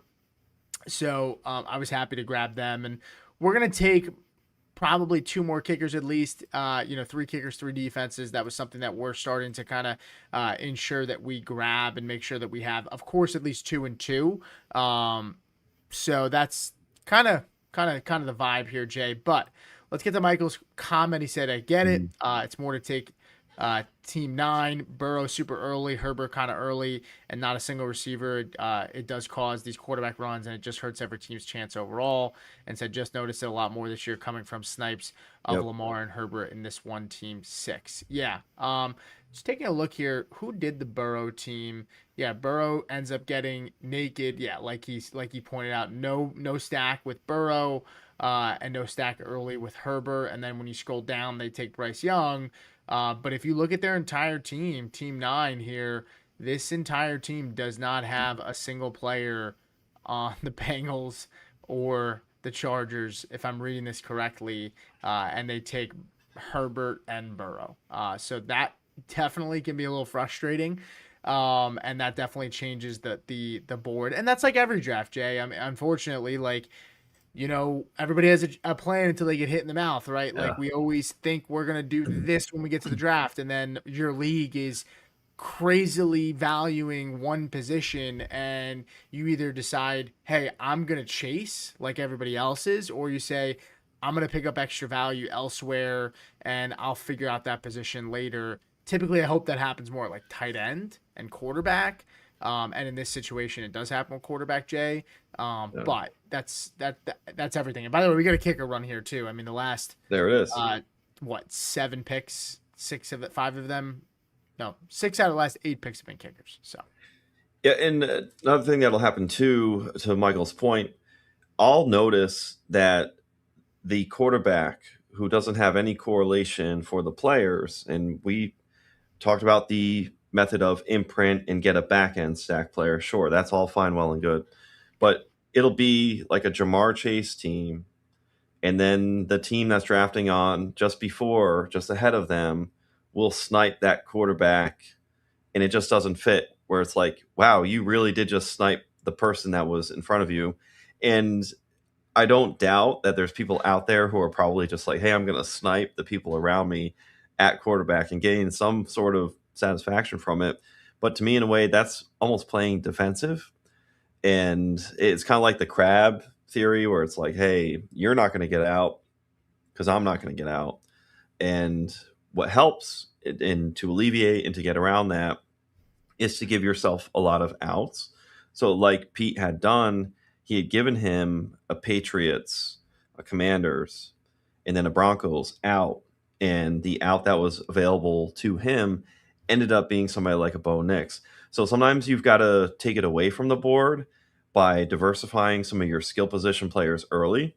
So I would venture to say, if your receivers aren't all on the same teams, you're diversifying your opportunity for your quarterback who can be paired. And sometimes what ends up happening is the board dictates who you end up getting. And tonight it ended up dictating who Pete got, which, I guess this team, it's slightly ass because there's too many Denver Broncos. But with that said, it just, on a serious note, he was given, the board gave you tonight, Pete, Bo Nix, whereas another night it may have given you a falling Jaden Daniels to that effect. So it's all a matter of how you want to press it, push it, and play the room. And you also want to, as far as sniping goes, you want to have 5 players for 4. So if there's 4 draft spots between you and the next pick, you damn well better have 5 players that you like. And you ought to have even more. And if you do enough of these drafts, whether it's high stakes or some lower stakes in high volume, the benefit is when you get cornered and you get sniped, you're more malleable, reactive in real time, and you don't tilt because you have all these methods and plans for what players you're going to go and pick. Yeah. No, I think that's well said. And that's why you try to, like you said, you try to, in life, the more keys you have, the more doors you can open, right? Same concept here. You know, a craftsman, a guy that has a lot of tools around his belt can do a lot more things, right? And so that's the goal here is to have more tools, have more keys to open more doors, and you want to set yourself up for success. Now, Jay, I have 2 quarterbacks. I did not get lucky with Malik Willis. I only get the single stack with him and Dulcich. So unfortunately, did not get him there. I do take Jalen Noel. So that was a nice pickup for me. I thought he would have pushed up more on the board with Tank Dell and the news that he still could take some time ramping up, and obviously Boutte is there, so that I guess understandably makes sense. Rashad Bateman and Devon Claiborne are on the board. I know there's some risk there with Bateman, but I'm going to take Bateman. NFL is just really weird with this stuff, man. Like, with these guys, are they going to get suspended or not? Bateman looked phenomenal in the practices today with Washington. I saw a lot of clips, and he was, pretty much cooking everybody. He looked like the best route runner on the team today for the Ravens. So we'll see. I know a lot of people are on Jacoby Lane. We've gotten exposure to Jacoby Lane as well, who did go off the board, I think already. He's no longer there.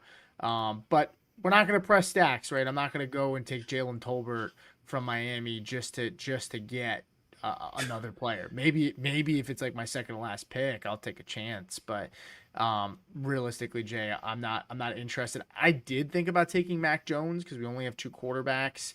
I tried to push it though and see if Jones will come back to me. Deshaun, Shador, those guys are still on the board. Maybe I'd take Carson Beck later on just to, give myself a chance to, if they're bad, he gets maybe the back end of the season kind of thing. Yeah, just the idea that you can print points and, to the effect of the team you have, you're not going to, and ironically enough, you do have a lot of Denver Broncos, but most sense, you are not going to say, hey, I have to get 4 and 5 and 6 of players on a team just if the players are bad, just to fit them in, just to get a stack. So if you don't believe in that player, if 1 for 1 in a vacuum, especially here in round 23, if you think that Rashad Bateman is going to get you better points than, say, Marvin Mims or Troy Franklin, you don't want to chase them on the board when somebody like a Bateman is still available to you. So I like the thought process there. You still want to print points. And at a certain point, there can be negative correlation with overstacking, but particularly when it's, I'm not going to say bad players, but guys who aren't week over week players. And Marvin Mims and Troy Franklin would fall into that category in the event that you made that pick. Most drafts, you're not going to get this is like an onslaught stack of the Broncos, but to me it fits it because you didn't force the build. I mean, Waddle, Sutton, like it's a really good build for where it fell. And I don't think you're losing per se. And all the peripherals. I think of a 40-year-old virgin. You got to use your peripherals. All those other picks are good build-based picks. And I go back to 11th round, Jordan Tyson. My God, in a tournament setting when you play to win, I think that's just such a great pick that you got there.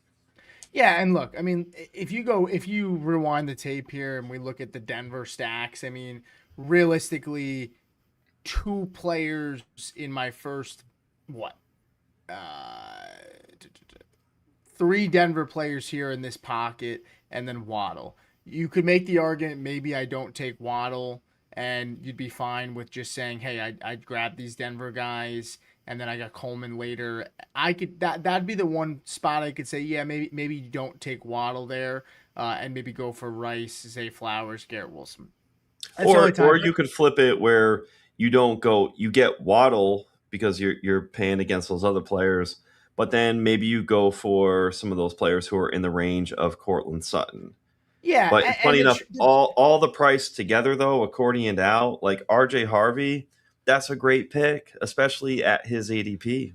Yeah, and honestly, the only guy that forgetting about, like, the only guy that I could really confidently say, hey, like, I have over Sutton is Chris Godwin. Godwin's the only guy that I feel like I could say, hey, I'm okay taking Godwin. I'm not taking, I'm not taking Marv. I'm not taking BTJ. I'm not taking Alec Pierce. I'm not taking Quentin Johnston.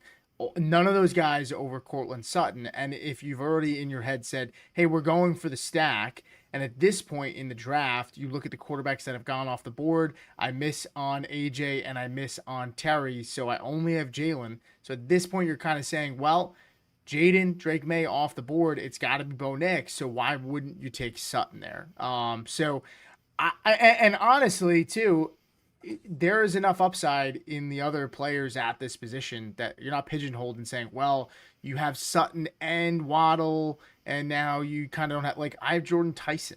I mean, as my wide receiver, like 5.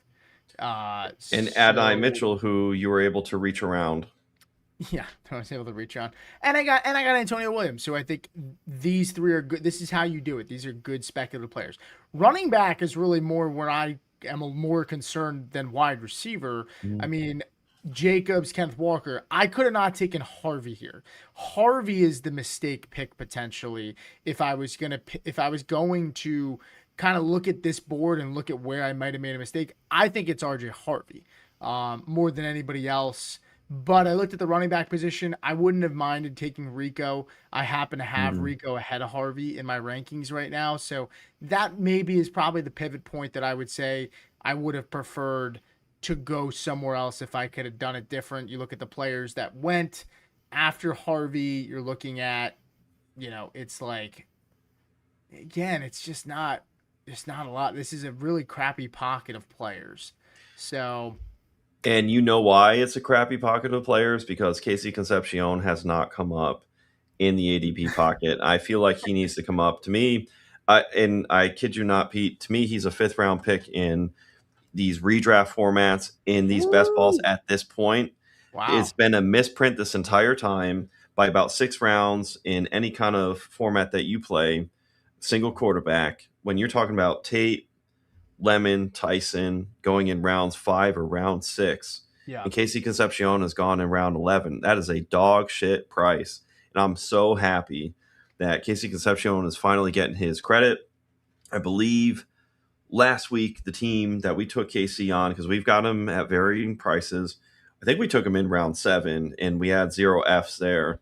I do think that pocket in this part of the draft, Casey Concepcion could probably go that pocket where you're like, hey, it's Quentin Johnson, it's Alec Pierce, and you're just like, man, this is really not inspiring me, getting blood flowing to the plums. Then that's where Casey Concepcion should at least be, because that gets the blood flowing to the plums.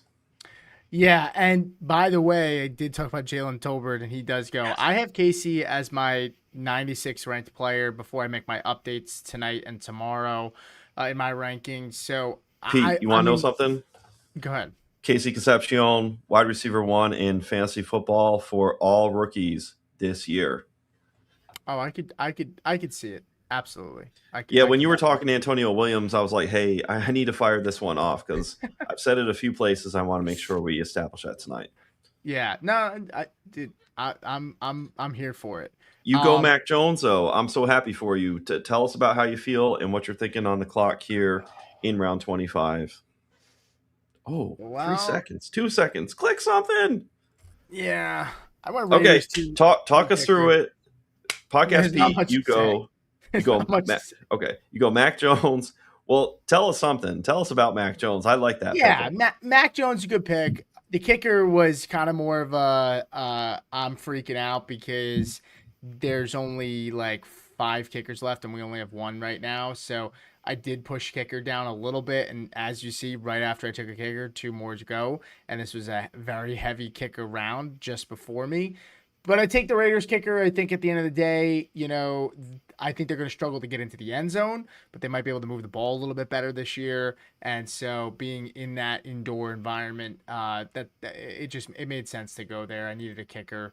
As for Mac Jones, yeah, I mean Mac Jones in this format, not a bad pick. I take him over Deshaun Watson. I take him over Shador Sanders. So I just avoided those quarterbacks completely. In my head, if Mac Jones is starting at any point this season, his highs will be better than whatever Deshaun Watson or Shador give me, right? I think like even if those guys are playing, they're not going to be put into my lineup unless both of my quarterbacks are hurt and Bo Nix and Malik Willis, which knock on wood that doesn't happen. With Mac Jones though, like he could give me a good week because he's in a good offense and we've seen how he can operate that offense. We've seen good weeks out of him. So I take Mac Jones there. I'm not upset about it. I almost took Mac Jones when I was on the board 2 rounds ago, just to make sure I got a backup quarterback. So yeah, I'm good with that so far. I'm gonna show the roster grid, Jay, really quick, so that people can get a visual of the rooms that we have so far. Quarterback room, Bo Nix, Malik Willis, Mac Jones. Running backs, we have Kenneth Walker, Josh Jacobs, RJ Harvey, Jonah Coleman, Emmett Johnson, and Kamani Vidal. This is probably about the time where I'm going to start hitting running backs a little bit more here at the end. But we're pretty much on par with the rest of the league in the room here with how many running backs we have. We're pretty much about where everybody else is. Wide receiver, A.J. Brown, Jalen Waddle, Terry McLaurin, Cortland Sutton, Jordan Tyson, Adonai Mitchell, Antonio Williams, Jalen Noel, and Rashad Bateman. Tight end, we got Sam Laporta, Greg Dulcich. Kickers, we got Los Angeles Rams and the Las Vegas Raiders, 2 indoor teams, Denver Saints, and the Cleveland Browns for the team defenses. So I'm happy with that. I think right now where the focus needs to probably be, Jay, is tight ends and running backs to kind of round out the team as we have, we got 5 more picks left. Yeah, and you might want to look at just another idea of another quarterback out there, possibly, and maybe it's a Joe Flacco, somebody who could get some points for you and imprint into your lineup. One thing though we could do, like story time with Mac Jones, is the obvious one is if something happened to the 49ers. But what if something happened to in Cleveland where it's, hey, let's trade away. Yeah, just start telling the story. Hey, if Lamar Jackson goes down and it's week 4 and you don't want a lost season, maybe Mac Jones gets acquired. It depends on what the price would have to be, but there's all these narratives that are out there for the different types of builds that you have where Mac Jones, people don't really, they rule out the fact that it's not necessarily going to be next year on the market for Mac Jones. Maybe it's going to be a matter of a trade pressing because we get the misfortune of an injury, but at the same time, get the opportunity of somebody like a Mac Jones. And then in 30 rounds, got a lot of different players rostered on a lot of different teams. Maybe you end up with an accidental, providential stack. Yeah, you can fall into it. It certainly can happen, Jay. I think probably for me, quarterback wise, Jarrett Stidham makes the most sense. Just back up Knicks because I have the stacks. If I am taking another quarterback though, that's kind of my thinking. I mean, I feel like I have to add to the running back room a little bit here, Jay. That's really my big concern. Trey Benson gets cut. I don't know that I want to pick him up. Maybe he finds a favorable room. Let's just show a little bit about what the board looks like. We have, we have DeMarcado, we got LaQuinn Allen, Ollie Gordon, who we've talked about in the past. So Did we get closure? Did we get closure on Gordon and Wright? Because I think they both had left the last preseason game. Did we get any closure there? I don't know. I can check really quick. Who are you gonna click? Who are you gonna click? Oh, is it me? Is it me? Yeah. Oh shit.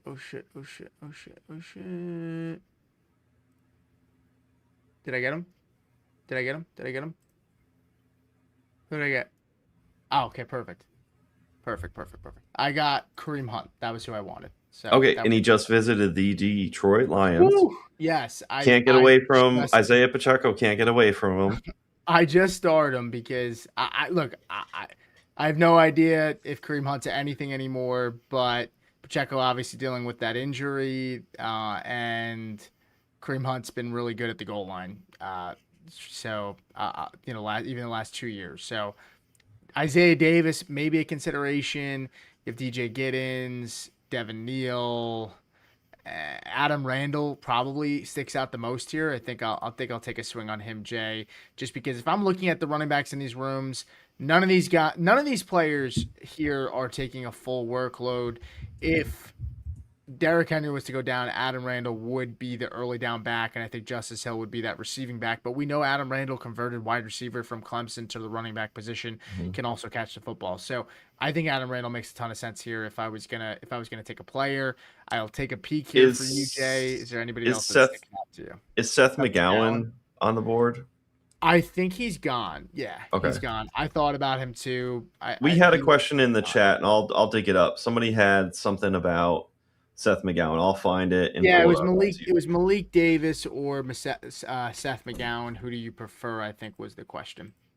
And would we venture to think that it's Malik Davis, the Cowboys back, right? Yes. Yeah, we just heard that DJ Giddens came back from a hamstring injury. Not that that necessarily helps DJ Giddens or hurts Seth McGowan, because DJ Giddens is really what I get the impression is behind the eight ball is DJ Giddens, and that Seth McGowan just by virtue of just being the most recent draft pick and not messing up near as much. I think assignment wise, DJ Giddens struggles, and I loved what I saw on tape in college. Sometimes it just doesn't translate in the NFL. But I would say with the backfield for Dallas, there's huge opportunity there. And I would love, Malik Davis, that pick to hit for you. So I think I would go on the Davis side. I do like Seth McGowan, though. If I have to pick a backup running back for the Colts, McGowan would absolutely be it. McGowan recently talked about all the things that Jonathan Taylor has been able to teach him, just all the things that McGowan has learned. And that's pretty cool. It kind of reminds me of Sean Watson on the screen. Such a jump scare, by the way. all these so ugly. All these quarterbacks who end up going to the Rams or the 49ers, go to clipboard school and end up doing excellent elsewhere. Think of Sam Darnold. So, yeah, I rambled a little bit there, Pete, but did I land the plane enough? Yeah, I think so. And I think I like Seth McGowan, incredibly talented player. Obviously had some real issues off the field in college, but was pretty sure it was Lincoln Riley that recruited him in college. Obviously had the off the field stuff and had to kind of reset his entire career, works his way back, goes to Kentucky. But just a really nice, just a really good player. And I would prefer him over DJ Giddens. I'm just looking here, though. We definitely need tight end help. I have Oscar Delp circled right now. I think he makes some sense. The other tight ends on the board, I'm going to share the screen really quick, Jay. Yep. You have Max Clare, is kind of interesting. I thought about Darren Waller. He's gone. Dawson Knox, Noah Gray, Tyler Higbee. Max Clare again sticking out at me. I don't want Justin Jolie. Did Evan Ingram go? Ingram's gone. But Charlie Kolar was with the starters. I know Chev would hate this pick, but it's hard not to take a guy that I think is going to be on the field probably the most out of all these guys that we are seeing on the board, maybe outside of Darnell and Dawson Knox. That's a good way to look at it, because beggars can't be choosers, and we get stuck sometimes. This will happen in dynasty formats where you're shopping for your last spot on your deep roster and you're like, crap, I don't really like this player. But then you have to position it against, this is the last spot on a dynasty waiver wire. Same principle applies here. We're in round 28, 29, 30. man, if the pig has lipstick on it, it looks good right now. So it's just something you have to do where that little differentiator where, hey, who's going to be on the field the most? If it's Charlie Kolar, then that pick looks like $1,000,000 right now. Yeah, a couple other guys. Matt Hibner has had a really nice camp so far for the Oh, Ravens. is he still available? Yeah, he's available. I have him Okay, started too. if you want to get some upside, I would go for him.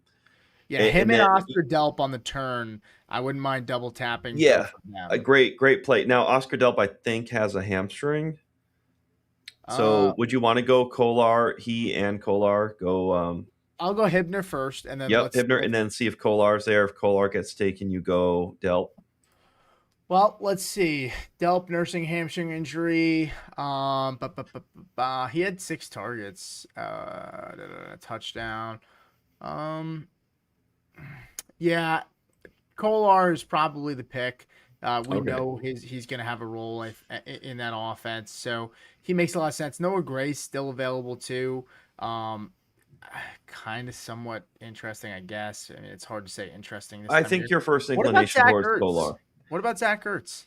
Did He's he not on a sign? team right now, but I would he. go. I would go for somebody like Kolar. All right. Your first initial hypothesis, I think, was on the right track, where Yeah. it's this guy's going to be on the field. I think you're scooping cool value because Kolar is going to get you some initial points. Hibner could get you ultimate points. Yeah, I'm with you. What about Trevor Etienne too, as like someone to take later at the end here, maybe with the last pick? Obviously Hubbard's dealing with the issues. Jonathan Brooks, uh, Yeah. maybe Trevor Etienne too. Let me. It sounds like Chuba Hubbard's going to be on track though for week 1, and Yeah, it that does. little injury scare. And one thing that I have kind of picked up on is it seems that Jonathan Brooks isn't as good in pass protection. Yeah, And if that's a little weakness in his game, as much as we wish cast and want cast, and I've had a Chuba Hubbard fade, Chuba Hubbard gets back healthy.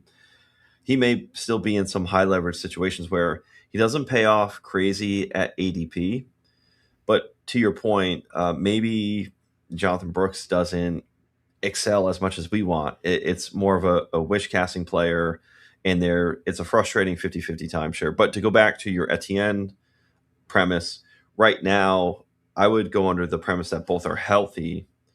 But again, Pulse, round 30, who's the third running back in that offense where it's been profitable for that backfield, I think you definitely consider it. Any other running backs who just have somewhat of a pull? Did Jalen Wright? He got picked, right?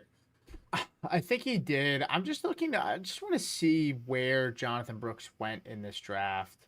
Take the big sticker off. And then Kendre Um, Miller, I assume, went. yeah, We've been Brooks. monitoring that backfield in New Orleans.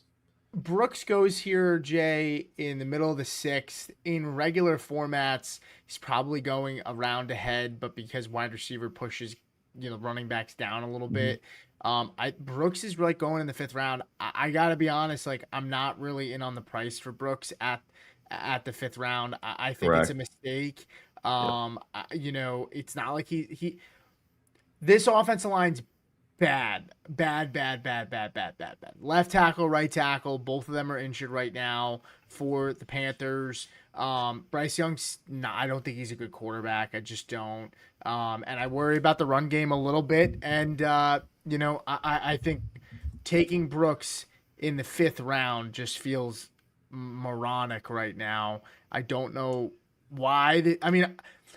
People will sit there and say, well, you didn't watch the film. You didn't watch how good he was in college. And it's like, college was 2-3 years ago for this guy.